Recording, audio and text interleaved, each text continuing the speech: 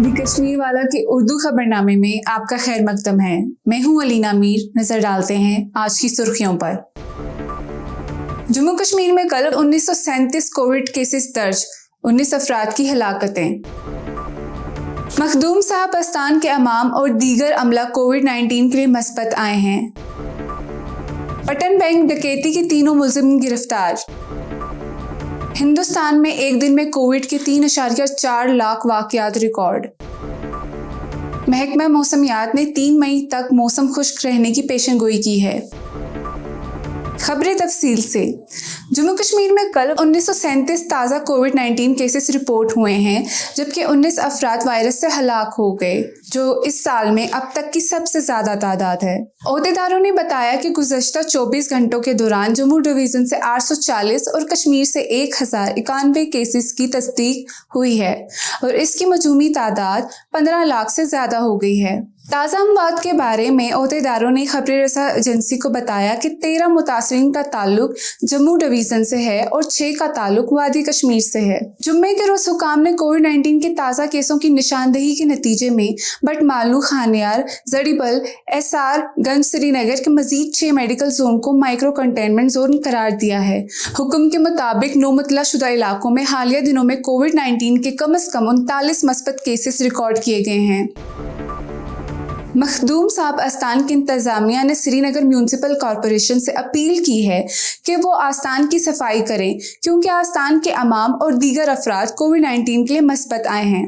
Management کے ایک ممبر نے خبر رساں ایجنسی کو بتایا کہ زیارت مخدوم صاحب کے امام کے علاوہ آستان سے متعلق آدھا درجن افراد کا کووڈ ٹیسٹ مثبت آیا ہے، لیکن اس کے باوجود وقف بورڈ نے آستان کی صفائی کے لیے کچھ نہیں کیا ہے۔ انہوں نے کہا کہ ہم نے وقف بورڈ کو آگاہ کیا، لیکن ہماری درخواست کسی نے نہیں سنی، اور کہا کہ اب ہم نے SMC سے اپیل کی۔ وہاں کے ایک عہدیدار نے یقین دلایا کہ آستان کی صفائی کی جائے گی۔ جمعہ کے روز پولیس نے شمالی کشمیر کے علاقے پٹن میں جموں کشمیر بینک برانچ سے مبینہ طور پر نقد رقم چرانے والے 3 افراد کو گرفتار کیا ہے۔ سرکاری ذرائع نے مقامی نیوز ایجنسی کو بتایا کہ پولیس نے کل رات تینوں کو 2 پستول سمیت گرفتار کیا۔ ایک پولیس آفیسر نے گرفتاریوں کی تصدیق کرتے ہوئے کہا کہ تینوں بینک لوٹ ملزمان کم از کم 3 مختلف مقدمات میں بھی ملوث تھے۔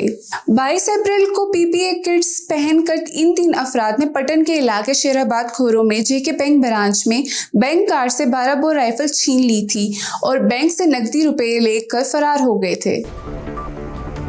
جمعے کے روز بھارت میں 3.4 لاکھ تازہ کووڈ-19 واقعات ریکارڈ ہوئے ہیں، جو کسی بھی ملک میں اب تک کی سب سے زیادہ گنتی ہے۔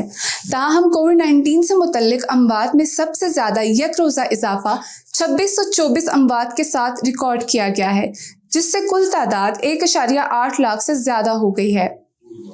بھارت میں وبائی مرض کی ابتدا کے بعد سے تازہ ترین واقعات میں مجموعی تعداد 1.6 کروڑ ہو گئی ہے۔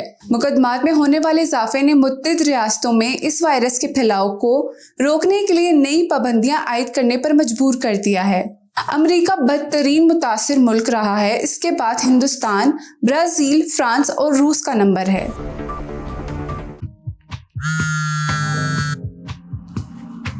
ہلو، ہائی سر، آپ کا فوٹو پرنٹ تیار ہے، آپ اسٹوڈیو آ کے اسے پک اپ کر سکتے ہیں۔ Okay, thank you. No worries. کیا ہوا جناب، اتنے چھوٹے سے کام کے لیے اپنے آفس سے نہیں نکلنا چاہتے نا؟ ڈاؤن لوڈ کیجیے فاسٹ ویٹل ایپ اپنے پیکیجز کو کہیں سے بھی پک اپ یا ڈیلیور کروانے کے لیے۔ پہلے پک اپ ایڈریس فیڈ کریں اور پھر ٹائم اور ڈیٹ، پیکیج کے وزن اور سائز کے حساب سے وہیکل چوز کریں۔ اس کے بعد ڈیلیوری ایڈریس اور پیمنٹ موڈ چوز کر کے آرڈر پلیس کریں۔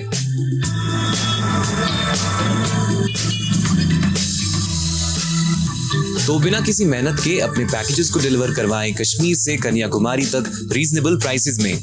Down load fast vital app today, available on Android and iOS۔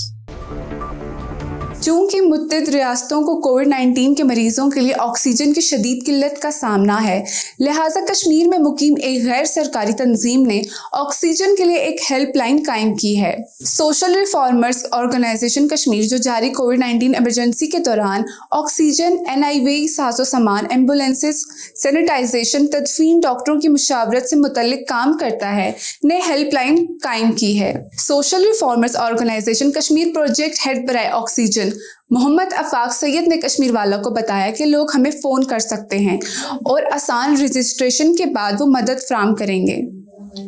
Afaq Syed ने कहा कि हम इन्हें आला फ्लो ऑक्सीजन, कम फ्लो ऑक्सीजन, ऑक्सीजन मरतकज़ और दीगर मंसूआत मुहैया कर सकते हैं और बताया कि हमारे पास स्टॉक है लेकिन वो अब कम हो रहा है।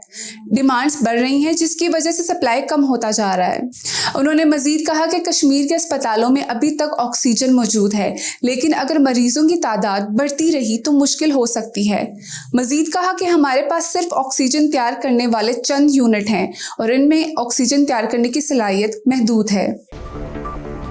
बॉर्डर सिक्योरिटी फोर्स ने आज कहा कि इसने दोनों ममालिक के माबैन जंगबंदी के मुआहदे के दरमियान कंट्रोल लाइन के पार से एक ड्रोन UAV मुदाखलत को नाकाम बना दिया।